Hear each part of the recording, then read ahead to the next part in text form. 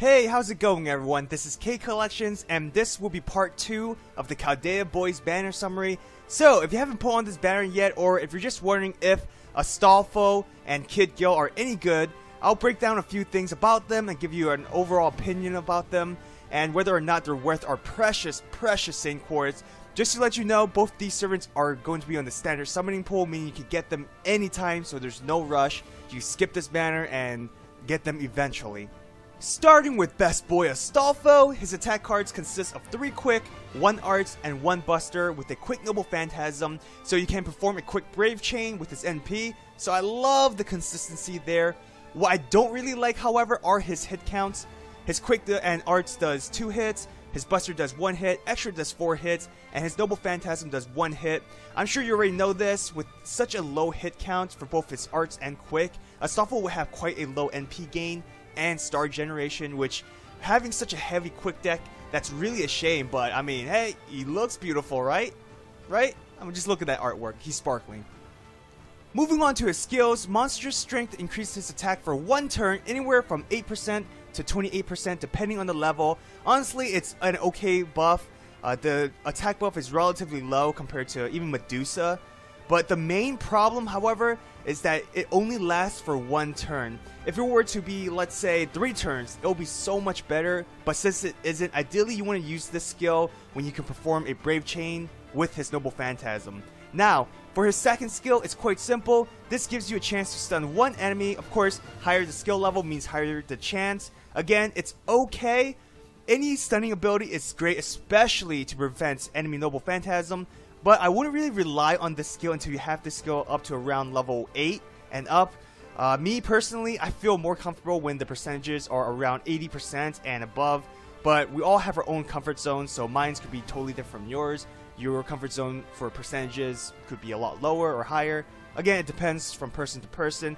This skill, however, does have a relatively high cooldown, so use this wisely. His final skill is the best out of the 3.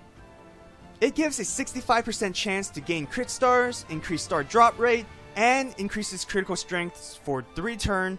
Just know, however, that the activation effects are separate, meaning all 3 can take effect, 1 out of the 3 can activate, or none at all.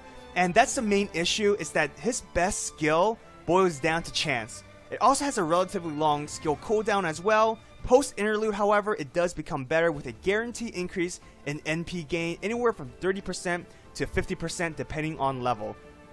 Overall, his skills are usable. When it works, it can be great, but at the end of the day, compared to other riders, Astolfo's active skills can be a little bit lackluster in comparison. But again, I mean, he looks beautiful, right? He's sparkling. That has to mean he's good, right? Okay, for his passive skills, Astolfo has the typical magic resistance, being rank A. This increases debuff resistance by 20%. He also has riding A+, which increases quick card effectiveness by 11%, which is really good having so many quick cards. Lastly, his final passive skill, this increases crit strength by 8%. Again, pretty good. Now, for his noble phantasm, this is an AoE attack that ignores defense. The best part, however, would be the evasion for 3 hits. For the overcharge, you gain crit stars, and that's to me an added bonus. His noble phantasm again only has 1 hit, so don't expect to gain too many crit stars. So having that as an overcharge effect can help a bit. His noble phantasm would be his strongest ability, but again, his NP gain isn't the greatest, so you'll have to assist him in that area with CEs or support servants. Honestly, Astolfo would be amazing if you were able to spam his noble phantasm, but sadly, this isn't the case. Now, moving on to Kid Gilgamesh, his deck consists of 1 quick, 2 arts, and 2 buster, with the buster noble phantasm so you can buster brave chain. Again, I always love the consistent attack decks. For his hit counts, it's 3 hits for everything except for his noble phantasm, which has a total of 10 hits. His hit counts are really good. He's definitely living true to his name, being a mini version of Gilgamesh. Honestly, how does this innocent looking child become one of the world's greatest douche in Fate universe? It's hard for me to imagine, honestly. Then again, I never saw the Fate Iliad anime, so I'm in no position to say anything.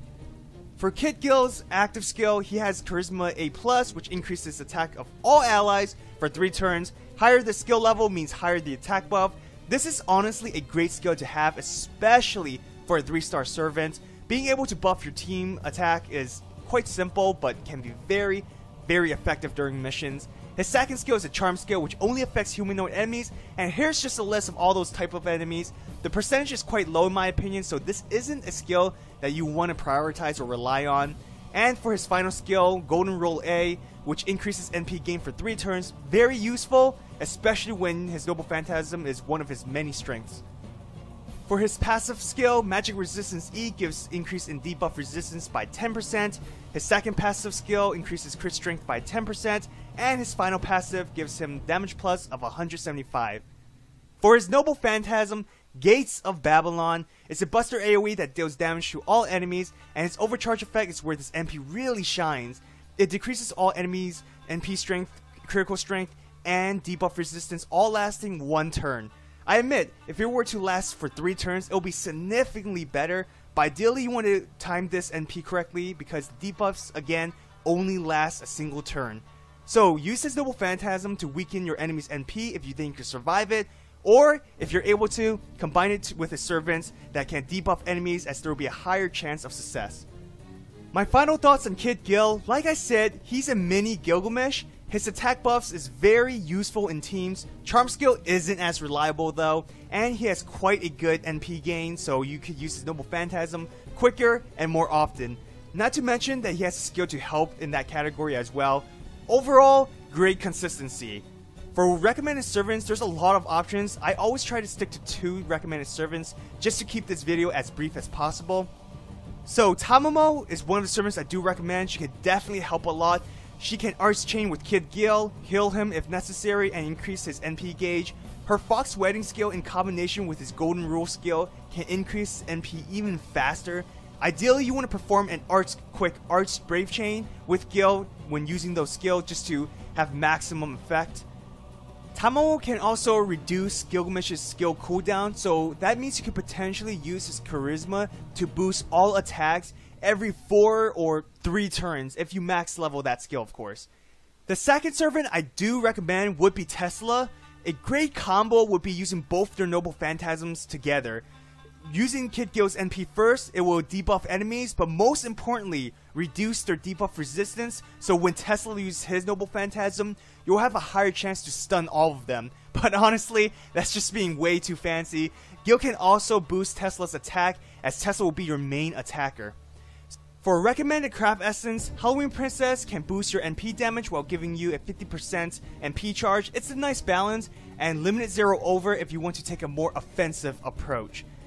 So, should you roll for Kid Gil? Honestly, I would never suggest using your hard-earned Saint Quartz just to get a 3-star servant. You can get him through Friends Gacha, but I know, it's quite difficult to do so. But the thing is, he's also added to the summoning pool, so I would suggest saving your Saint Quartz on a banner you really want to pull on, and hope you get him during your rolls. Again, I do not suggest wasting your Saint Quartz on a 3-star servant. But hey, you know, I'm a huge hypocrite because once Hassan of Serenity comes out, yo, I'm going full whale mode, right? I mean, I'm talking about not stopping summoning until I get her at NP level 5. As many as, who needs him? He's not even that great. It's all about the Hassan of Serenity. I'm serious. Actually, no, I'm not really serious. No, I'm joking. As many as is actually top tier. Watch him not come to my Chaldea anymore because I said that he sucks. Lastly, should you pull for Astolfo? Yes, of course you should. What's wrong with you? We should all empty our saving accounts for best boy or waifu, whichever you prefer. Listen, you have to embrace the trap. Once you accept it, you'll see the lights. You'll understand why Astolfo is a must-have. Just trust me on this. Embrace it. But I know, again, there are some players who prioritize gameplay a lot more. If so, if you're one of those, then no. Astolfo is not worth it. Whew, saying that, it breaks my heart. His skills are usable, but they are effective if it goes through, and that's the problem. After strengthening quests, or not strengthening quests, after you strengthen his dirt skill through interlude, it becomes a lot better with the NP gain, but the cooldown is still relatively high. His low hit counts really hurts him in both NP gain and star generation.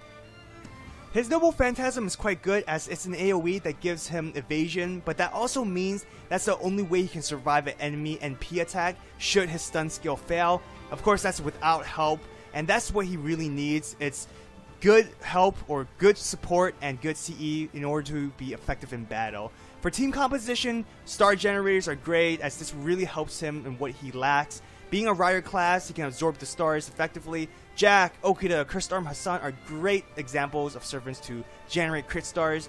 Skahawk works amazingly well, which is why we recommend her. Her star generation, of course, won't be as consistent compared to Jack or Okita, but it's well enough to work. Her skill to increase quick card performance is great for Astolfo. Ideally, a quick Brave Chain with his Noble Phantasm can be very, very effective. Waver works well with Astolfo too. Again, Waver goes with everyone, let's be honest. He can buff Astolfo's attack for better damage, increase his MP gauge, which helps him use his Noble Phantasm a bit sooner and more frequently. Waver can also increase crit damage for Astolfo as well in case his skill fails. At the end of the day, Astolfo can be good just for farming, but if you're looking for a very powerful rider class servant, then he isn't for you. That's, again, it breaks my heart to say that, but I have to be truthful. For the CEs, Halloween Princess and Kaleidoscope are great if you want to prioritize using his NP as fast as possible, and with Halloween Princess, it helps with damage output with his Noble Phantasm. If you want to prioritize quick crit roll, then Holy Knight Sign and Imaginary around can definitely help you. Well, I hope you guys enjoyed this video. If you did, hit the like button and subscribe to my channel as I'll make a lot more FGO videos. Edmond Dantes has been announced, so I'll make a banner summary for him as well. Follow me on Twitter if you want to keep updated with all my FGO stuff. Also, I want to ask everyone, are you a huge fan of Astolfo? If you are, how many Saint Cores did you use on his banner? If you're not a fan, then just know that I hate your guts. I'm just joking, I love everyone. But if you're not a fan of him, then which servant do you like most that isn't your waifu or husbando? So, for example, Nobu, she's an awesome servant, right? I really like her design, I like her personality, she's quite funny at times, but she isn't waifu to me, and I'm pretty sure I just made a lot of enemies, but, who's your favorite? As always, good luck on your pulls, and have an awesome day, everyone. Till next time.